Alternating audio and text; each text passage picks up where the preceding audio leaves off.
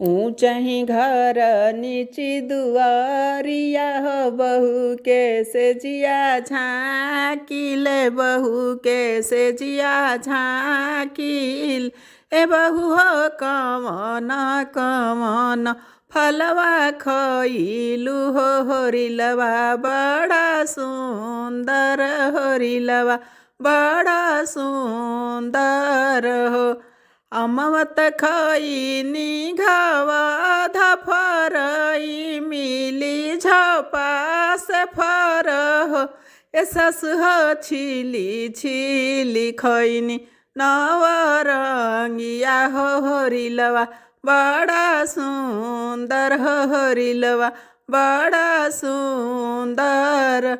ऊँचही घर नीची दुआरिया हो, दुल्हनिया से जिया झाँकिला, दुल्हन के से जिया झाँकिल हो। ये दुल्हन कवन हो, कवन बरत कइलू हो, होरिलवा बड़ा सुंदर, हो होरिलवा बड़ा सुंदर हो। कार्तिक मासे एकादशिया, द्वादशिया के पारन, द्वादशिया के पारन हो। एगो तीन विधि से करीला एतवार हो, होरिलवा बड़ा सुंदर, होरिलवा बड़ा सुंदर हो।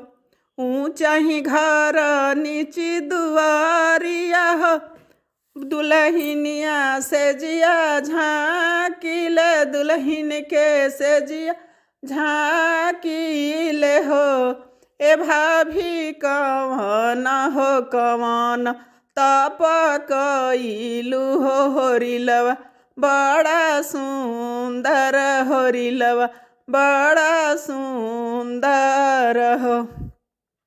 माघही मासे नहइनी हो, अगिनिया नाही तापी हो, अगिनिया नाही तापिल हो। ए ननद भूखल ब्राह्मण के खियावनी हो, होरिलवा बड़ा सुंदर, होरिलवा बड़ा सुंदर हो।